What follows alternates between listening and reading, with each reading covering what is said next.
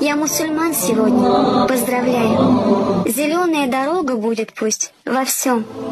Имана крепкого и доброты желаю. И счастьем будет пусть наполнен дом.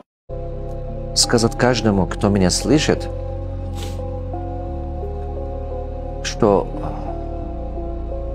помните навсегда. Никогда не откладывайте на потом заботу о своих родителях. Вы успеете дома построить, вы успеете машины купить, вы успеете карьеру построить. Но вы, возможно, не успеете заботиться о них так, как хотелось бы. Поэтому постарайтесь сейчас это делать, не откладывать на завтра. А все остальное у вас получится. مادرم حرفی بزن که تشنه لالاییم من که جان میدم برایت همدم تنهاییم من همیشه کودکم آغوش تو جای من است من اگر خوبم دایت پشت دنیای من است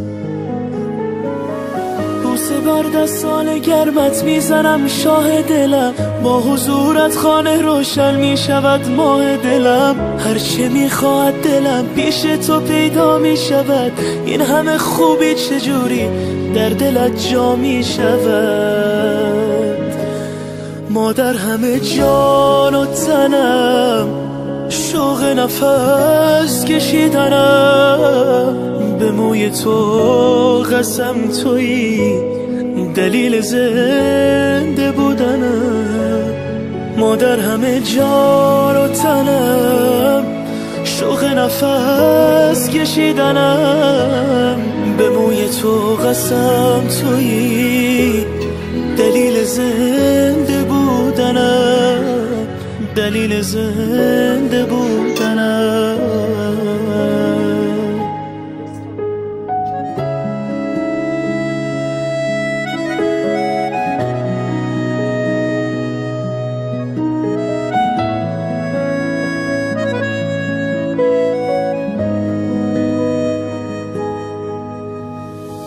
مادرم سنگ صبور بیقراری های من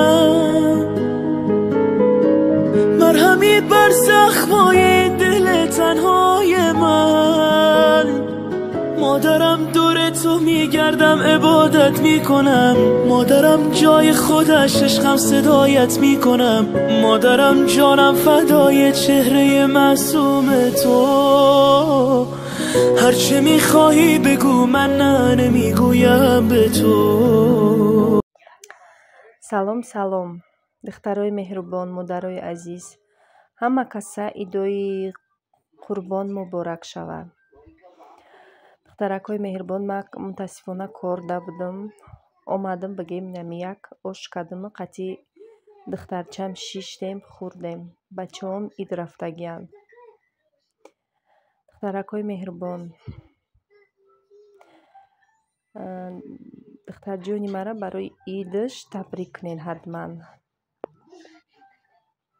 будем ждать с нетерпением да иш холаҷонакҳои меҳрубонаш ҳама каса хонаи мо ид биёед марҳамат мо пага хона даем